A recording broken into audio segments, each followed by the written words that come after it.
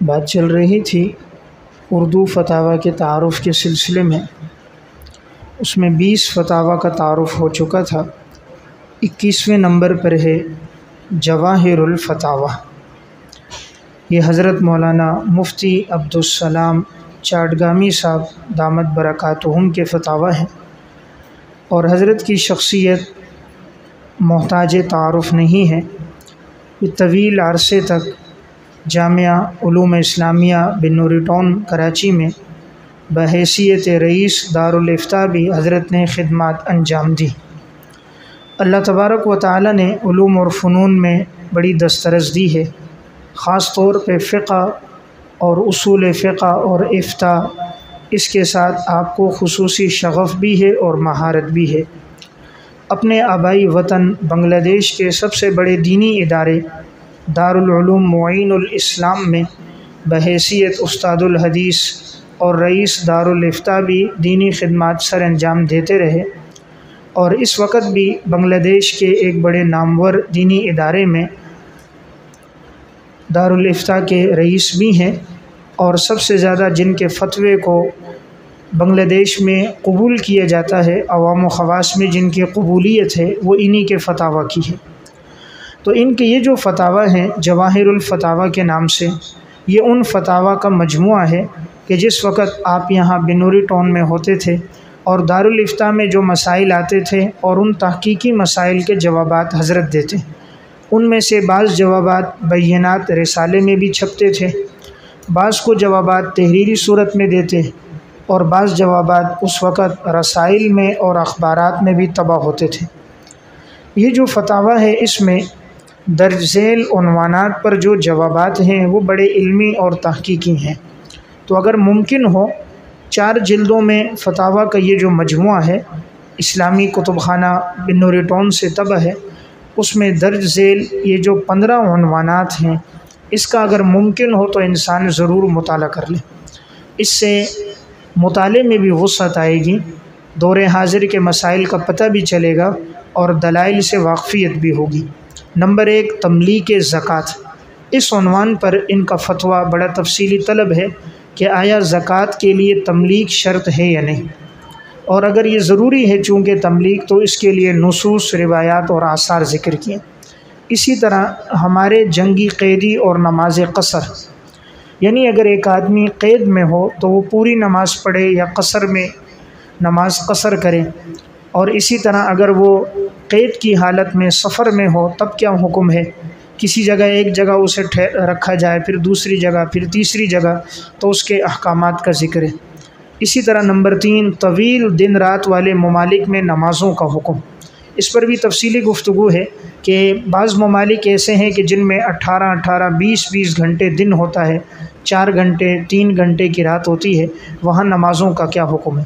اس طرح کے بھی بہت سے ممالک ہیں جہاں 6 ماہ تک دن رہتا ہے، پھر اس کے بعد رات آتی ہے، تو کہیں دن طویل کہیں راتیں طویل، تو ایسی جگہوں میں نماز کے احکامات اور اوقات کا حکم کیا ہوگا۔ نمبر 4، ٹیسٹ ٹیوب بیبی کی شرعی حیثیت۔ اس پر بھی تفصیلی گفتگو ہے۔ یہ بھی ایک جدید دور کا ایک مسئلہ ہے۔ وہ یہ ہوتا ہے کہ اگر جس طرح آج کے دور کا یہ ایک مسئلہ ہے کہ اگر کسی مرد کی نطفہ نکال دیا جائے، پھر عورت کے رحم میں اسے ڈال دیا جائے، یعنی بغیر ملاپ کے، ملاپ نہیں ہے، اور وہ نطفہ لے کر آپریشن کے ذریعے سے اس کے رحم میں ڈالا جاتا ہے تاکہ اس سے بچے کی پیدائش ہو، تو کیا اگر اس طرح نطفہ ڈالا گیا تو وہ شرعی نسب ثابت ہوگا یا نہیں؟ یا بس اوقات اگر اس سے پیدا نہیں ہو رہا تو کسی اور کا نطفہ کبھی لے لیا جاتا ہے، اور وہ نطفہ لے کر آپریشن کے ذریعے یا جدید آلات کے ذریعے عورت کے رحم میں اسے ڈالا جاتا ہے جس سے بچے کی پیدائش ہوتی ہے، تو کیا اس سے نسب ثابت ہوگا یا نہیں، وہ میراث کا مستحق ہوگا یا نہیں ہوگا، اور اس طرح کرنا درست ہے یا نہیں۔ تو یہ جو ایک جدید مسائل ہیں اس پر بھی تفصیلی بحث ہے۔ اس طرح نمبر 5، اسلام کے قانون شہادت میں خواتین کا مقام۔ یہ جو سوال ہوتا ہے کہ 2 عورتیں ایک مرد کے قائم مقام کیوں ہیں، اسلام نے گویا عورت پہ سختی کی، تو اس سوال کے انہوں نے عقلی اعتبار سے بھی جوابات دیے ہیں، نقلی اعتبار سے بھی۔ نمبر 6، عورت کی سربراہی۔ کیا کسی مملکت میں عورت بادشاہ بن سکتی ہے یا نہیں، وزیر اعظم اور صدر، یہ اختیارات عورت کے پاس ہیں یا نہیں، تو اس بارے میں فقہ کی کیا تعلیمات ہیں، چونکہ شریعت نے اس سے منع کیا ہے۔ آپ صلی اللہ علیہ وسلم نے ارشاد فرمایا لن یفلح قوم ولوا امرهم امرأۃ، وہ قوم کبھی بھی فلاح نہیں پا سکتی جس کی ذمہ داری عورتوں کے پاس ہو، جس کے ذمہ دار عورتیں ہوں۔ تو ماضی میں بھی ہماری ایک لیڈر گزری جو عورت تھی، موجودہ بھی ایک جماعت میں ایک عورت ہے جو لیڈری کر رہی ہے۔ تو بہرحال یہ بھی قرب قیامت کی علامت ہے کہ جن کے لیے حکم تھا گھر میں ٹھہرنے کا، آج وہ مردوں کے اوپر حکم چلا رہی ہیں، سربراہی کر رہی ہیں۔ نمبر 7، شیعہ اثنا عشریہ کے عقائد اور اہل علم کی آراء، ان کے نظریات کیا ہیں اور ان کے بارے میں حکم کیا ہے، اس میں بھی تفصیل ہے۔ اور اس طرح اثنا عشریہ کے بارے میں علماء کرام کا متفقہ فیصلہ، یہ بھی بینات دفتر سے پہلے طبع ہوا تھا، تو اس میں بھی تفصیلی گفتگو ہے۔ استفتاء مولانا منظور احمد نعمانی صاحب کا ہے، اور جواب حضرت مولانا مفتی ولی حسن ٹونکی صاحب رحمۃ اللہ علیہ اور دیگر پورے ملک کے نامور دارالافتاؤں کے اور نامور علماء کرام کے اس میں فتاویٰ ہیں۔ اس طرح نمبر 8، غائبانہ نماز جنازہ، جیسے آج کل ہوتا ہے، سیاسی طور پر یہ زیادہ ہے، کوئی بڑا آدمی مر جاتا ہے تو غائبانہ نماز جنازہ پڑھتے ہیں، غریب علاقے کا بھی ہو تو اس میں جنازے میں کوئی شرکت نہیں کرتا، حاضرانہ میں شرکت نہیں کرتے، دولت پیسے والا ہو تو غائبانہ کے لیے حاضر ہو جاتے ہیں۔ تو اب آیا یہ ہوگا یا نہیں ہوگا؟ تو فقہی اعتبار سے غائبانہ نماز جنازہ احناف کے ہاں درست نہیں ہے۔ آپ صلی اللہ علیہ وسلم نے جو پڑھا وہ معجزہ تھا، آپ کے سامنے جنازہ لایا گیا تھا، یا درمیان سے وہ پردے ہٹا دیے گئے تھے، یا وہاں کوئی جنازہ پڑھنے والا نہیں تھا، تو آپ کی خصوصیت تھی، آپ نے اسے پڑھا، لیکن آپ نے امت کو اس کا حکم نہیں دیا۔ ورنہ حضور کے دور میں بہت سے صحابہ متعدد غزوات میں ان کی شہادتیں ہوئیں، لیکن آپ نے دیگر کے اس طرح جنازے نہیں پڑھے۔ اسی طرح کرنسی نوٹ کی شرعی حیثیت، اس پر بھی گفتگو ہے کہ یہ نوٹ آیا اس کے قائم مقام ہے یا نہیں۔ دیکھیں، اصل چیز دولت وہ تو سونا چاندی ہے، تو ہم سے سونا چاندی لے کر یہود نے ہمارے ہاتھ میں کاغذ پکڑا دیا، اور ابھی ہم سے کاغذ بھی لے دیا، اور ابھی ہمیں کریڈٹ کارڈ دے دیے، ابھی یہ مختلف کارڈ آ گئے کہ بھئی یہ استعمال کرو، پٹرول والے کے پاس جاؤ تو کارڈ، بینکوں میں جاؤ تو وہ کارڈ، سامان خریدنا ہے تو وہ کارڈ دو، اس سے پیسے کٹ جاتے ہیں۔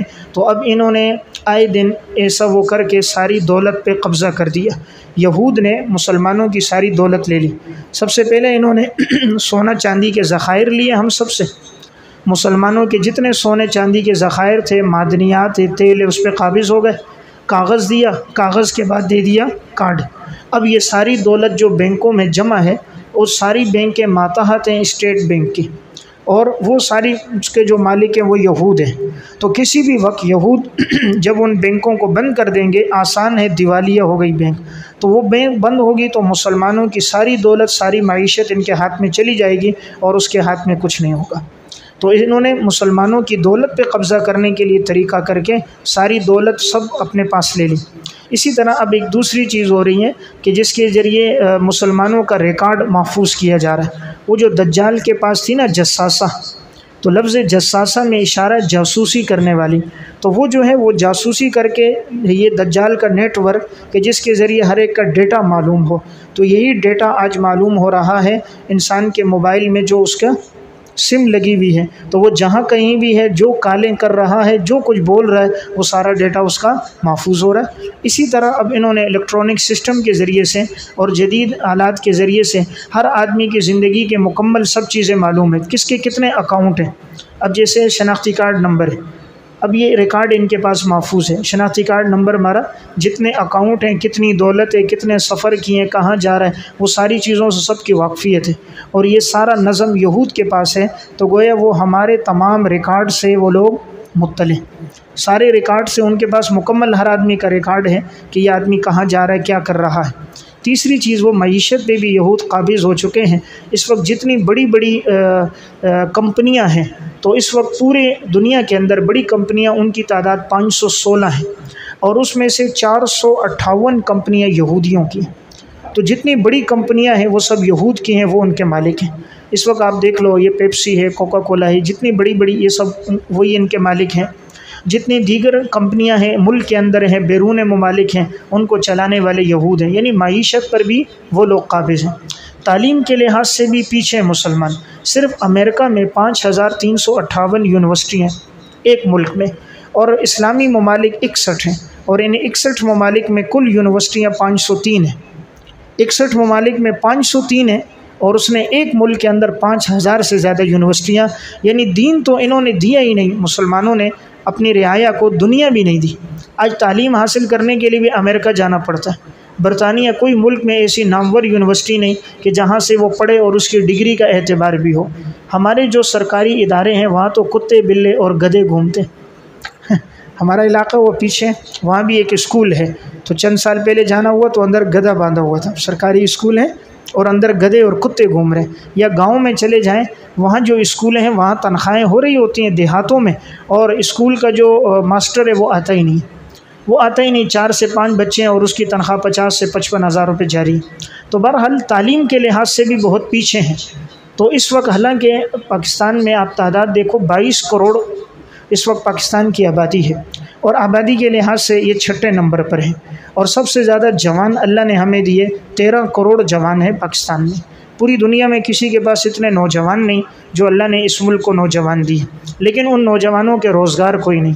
وہ اعلیٰ تعلیم حاصل کرنے کے بعد بھی وہ محنت مزدوری کر رہے ہیں، کوئی ان کو ڈگریاں نہیں، ان ڈگریوں کی اہمیت نہیں۔ اور امریکہ اور یورپ میں کیا ہے، وہ ہماری استعدادوں کو خریدتے ہیں، جو انہیں اچھا نوجوان ملتا ہے استعداد والا، اسے لے کر وہاں اسے تمام سہولیات دے کر اپنے لیے استعمال کرتے ہیں، اپنے کاموں میں لگا کر اپنی وہ استعمال کر کے مسلمانوں کے خلاف، یعنی ہماری صلاحیتوں کو ہمارے خلاف وہ استعمال کر رہے ہیں۔ اس وقت پاکستان میں 3 کروڑ سے زائد بچہ ایسا ہے جس کے پاس نہ دین کی تعلیم ہے نہ دنیا کی تعلیم، فٹ پاتھوں پہ زندگی گزار رہے ہیں، کوئی ہوٹل میں برتن دھو رہے، کوئی گاڑیوں کے شیشے صاف کر رہے ہیں۔ تعلیم اتنی مہنگی ہے کہ وہ کاروبار بن چکا ہے، تو اس لیے کوئی آدمی حلال کے مال پر وہ مکان کا کرایہ دے، بجلی گیس کا بل دے، یا بچوں کو تعلیم دے، تو تعلیم بھی مشکل ہو گئی۔ بہرحال یہ تو ایک مدارس کا نظم ہے کہ الحمدللہ انہوں نے دینی تعلیم کو عام کر دیا، اس لیے جہاں گاڑیاں نہیں پہنچتی وہاں بھی مدارس کے فضلاء موجود ہیں، قرآن کریم کی تعلیم، نائدہ، قاعدہ، ناظرہ پڑھا رہے ہیں، نماز پڑھا رہے ہیں۔ دین کی تعلیم تو الحمدللہ جاری ہے اور دن بدن بڑھتی جا رہی، لوگ دین پر آ رہے ہیں۔ تو لیکن یہ بات میں اس پہ کہہ رہا تھا کہ کرنسی نوٹ سے بات چلی تھی کہ یہود ہماری معیشت پہ بھی قابض ہو چکے ہیں، دولت پہ بھی قابض ہو گئے، اور جتنے ذخائر تھے تیل کے، معدنیات کے، وہ بھی ان کے پاس ہیں۔ سعودیہ میں تیل کے ذخائر وہ ان کے قبضے میں چلے گئے، عراق میں تیل کے ذخائر وہ چلے گئے، عرب ممالک کے جتنے ہیں وہ ان کے ہاتھ میں آ گئے، ذخائر بھی انہوں نے ہم سے لے لی، اور انہوں نے ہمارا ذہن کیا بنا دیا۔ اب دیکھیں، جو پانی زمین سے نکلتا تھا اور جڑی بوٹیوں سے لگ کر آتا تھا وہ پانی قیمتی پانی ہے، جڑی بوٹیوں کو لگا وہ صحت مند پانی، ہم سے کہا یہ نہیں پیو، اس میں جراثیم ہے، اور ہمیں نیسلے کی بوتل پکڑا دی جو 3 4 مہینے 5 مہینے کا پرانا پانی ہے، جس میں کیمیکل ایسے ڈالے ہوئے ہوتے ہیں جو معدے کو نقصان دے اور انسانی تولیدی جراثیم کو ختم کریں تاکہ پیدائش کی شرح پیدائش کم ہو جائے۔ ہم اس کو لے کر گھوم رہے ہیں ہر جگہ کہ یہ صاف پانی ہے۔ جو خدا نے صاف پانی نکالا وہ نہیں پی رہے، جو اصل زمین کا پانی تھا وہ ذہن بنا دیا اس میں جراثیم ہے، یہ نہیں پینے، اس لیے ابھی گاؤں اور دیہات میں جاؤ وہ بھی یہ فلٹر کی بوتلیں پی رہے ہیں، وہ اپنا وہ پانی استعمال کرنے والے بہت کم ہیں۔ یعنی جو تعلیم حاصل کر لے، انگریز کے چند لفظ پڑھ لے، وہ کہتا ہے وہی کرنا ہے۔ یعنی ہمارا سارا اعتماد ان سائنسی تحقیقات پر ہے جو یہود کر رہے ہیں۔ اب جیسے یہود نے کہا کرونا ہے تو منہ پہ ماسک پہنو، اب ہمیں نہیں پتہ کہ یہ ٹھیک ہے یا غلط ہے، ہم نے کہا انہوں نے کہہ دیا۔ اللہ رسول کی نافرمانیاں اس سے نہیں ڈرتے، اور ماسک پہننا ہے، 6 فٹ کا فاصلہ رکھنا ہے، منہ کو دھونا ہے۔ دیکھیں اللہ ہر چیز پر قادر ہے، اللہ زبردستی بھی پردہ کروا لیتے نا، عورتوں میں پردہ نہیں تھا تو اب زبردستی سب نے منہ کو ڈھانپ دیا، ہر وقت منہ چلتا تھا تو وہ منہ بند ہو گیا، حرام کھانا تھا، گٹکا پان تھا، وہ بھی کم ہو گیا۔ تو اللہ نے شر سے بھی کیا نکالتا ہے؟ خیر۔ آسان تکرہوا شیئا وہو خیر لکم وآسان تحبوا شیئا وہو شر لکم۔ تو بہرحال میں نے بات کرنسی نوٹ سے یہ شروع کی کہ یہود تمام معیشت پر، تمام افراد پر یہ لوگ قابض ہو چکے ہیں۔ لفظ جساسہ سے بھی ایک بات جو نکل رہی تھی کہ ان کا نیٹ ورک ایسا ہوگا جس کے ذریعے سے ان کے پاس تمام معلومات آئیں گی، اور وہ معلومات ان کو آہستہ آہستہ مل بھی رہی۔ اسی طرح اس میں مسئلہ حیات انبیاء پر بھی تفصیلی بحث ہے، رجم کی شرعی حیثیت، منکرین کے دلائل اور ان کے جوابات۔ آج کے دور میں حدود و قصاص پہ لوگ زیادہ بات کرتے ہیں، خاص طور پہ رجم پر، فتنہ غامدیت میں بھی اس پر زیادہ بات ہوتی ہے، اس کا ثبوت نہیں ہے، حالانکہ اس کا ثبوت احادیث متواترہ سے ہے، تو انہوں نے وہ احادیث اور آثار ذکر کیے ہیں۔ اسی طرح مشاجرات صحابہ، اس کا حکم، جھینگے کی حلت اور حرمت، یہاں حلت پر دلائل ہیں۔ حضرت بنگلہ دیش کے تھے، تو اس لیے جو ساتھی جھینگا کھانے کا شوق رکھتا ہو اور اس کے حلت کے دلائل چاہتا ہو تو یہ فتاویٰ پڑھ لیں، تو اسے اتنے دلائل مل جائیں گے انشاءاللہ کہ فریق مخالف کے ساتھ بات کرنا اس کے لیے آسانی ہوگی۔ لیکن یہ بات بھی رہے کہ جتنے لوگ ہیں نا حرمت سے حلت کی طرف آئیں، حلت سے کوئی حرمت کی طرف نہیں گیا۔ جن کے پہلے فتوے حرمت کے تھے وہ بھی کس طرف آئے؟ حلت کی طرف آئے۔ حضرت شیخ الاسلام صاحب کا فتویٰ بھی تھا، حضرت نے بھی رجوع کیا، حلت کی طرف آئے۔ بہت سے بڑے علماء ہیں کہ وہ اس طرف آئیں، لیکن حلت سے کوئی حرمت کی طرف نہیں گیا۔ اب یہ آیا اس کا کھانا درست ہے یا نہیں، تحقیق تو آپ وہاں پڑھو۔ جو لوگ اس کو مچھلی کی قسم شمار کریں گے ان کے لیے کھانا ٹھیک ہوگا۔ احناف کے ہاں صرف سمندری اس میں مچھلی کا کھانا ہے، تو اب اگر یہ مچھلی کی قسم ہے، نوع من السمک ہے، تو پھر تو اس کا استعمال کیا جا سکتا ہے، اور اگر نہیں ہے تو استعمال نہیں کیا جا سکتا۔ اب چونکہ شوافع کے ہاں تو سب درست ہے، سمندر کے اندر جو مخلوقات ہیں ان کا استعمال سب درست ہے۔ مالکیہ کے ہاں سب صرف خنزیر بحری ہے، اور انسان جو سمندری ہے اور خنزیر ہے اس کا نہیں ہے، باقی کا استعمال ہے۔ اب عموماً جو اس میں حوالے دیتے ہیں نا وہ کتاب الحیوان سے دیتے ہیں، علامہ دمیری کی، یا اس سے پیچھے دیگر جو حیوانات ہیں وہ سب شوافع کی کتابیں، شوافع تو حلت کے قائل ہیں۔ اس لیے اگر آپ احناف کی کتابوں پہ جاؤ گے اور احناف کی جو اس علم پر ہیں تو وہاں بہرحال اس قسم کی بات ملنا کہ یہ مچھلی کی قسم ہے یہ مشکل ہے۔ لیکن جس کا جو ذوق ہو وہ اس کے مطابق چلے۔ تو اگر حلت کے بارے میں تفصیلی پڑھنا ہے تو اس فتاویٰ میں تفصیلی گفتگو ہے۔ اسی طرح نمبر 41 بشریت انبیاء، اور نمبر 15 سب شیخین۔ تو یہ میں نے 15 عنوان ذکر کر دیے کہ اس میں اس فتاویٰ میں تفصیلی بحث ہے، تو اگر ممکن ہو تو آدمی ان 15 عنوانات کا کم از کم مطالعہ کر لے۔ نمبر 22 فتاویٰ فرنگی محلی۔ فرنگی محلی یہ ایک جگہ ہے، علمی کاموں کی وجہ سے یہ ایک مشہور خانوادہ رہا ہے، اور اسی کی طرف یہ نسبت کر کے یہ کہا جاتا ہے۔ تو یہ ایک طویل عرصے سے یہاں ایک دارالافتاء قائم تھا، تو اس کی طرف نسبت کر کے فتاویٰ فرنگی محلی اس کا نام ہے، جس میں حضرت مولانا مفتی عبدالقادر صاحب رحمۃ اللہ علیہ متوفہ 1379 ہجری کئی سالوں تک منصب افتاء پہ فائز رہے، اور جو فتاویٰ وہ لکھتے رہے تو ان کے اس فتاویٰ کو فتاویٰ فرنگی محلی کے نام سے اور فتاویٰ قادریہ کے نام سے اسے موسوم کیا گیا۔ ان کے نام کی طرف نسبت کرتے ہوئے عبدالقادر نام تھا تو اسے فتاویٰ قادریہ بھی کہا جاتا ہے، اور جگہ کی طرف نسبت کرتے ہوئے فتاویٰ فرنگی محلی۔ یہ فتاویٰ 246 صفحات پر مشتمل ہے۔ نمبر 23 فتاویٰ احیاء العلوم۔ یہ حضرت مولانا مفتی محمد یاسین مبارک پوری رحمۃ اللہ علیہ متوفہ 1404 ہجری کے فتاویٰ کا ایک منتخب مجموعہ ہے۔ چونکہ انہوں نے یہ فتاویٰ اس دور کا مدرسہ جس میں یہ فتاویٰ لکھتے تھے اس کا نام تھا احیاء العلوم، تو اسی کی طرف نسبت کرتے ہوئے فتاویٰ کا نام ہے فتاویٰ احیاء العلوم۔ تو انہوں نے اپنے زمانے تدریس میں یہ فتاویٰ لکھے ہیں۔ اس میں فتاویٰ ہیں تو بہت کم مختصر ہیں، لیکن جو فتویٰ ہے وہ مدلل ہے۔ 275 صفحات پر مشتمل فتاویٰ کا یہ مجموعہ جامعہ احیاء العلوم مبارک پور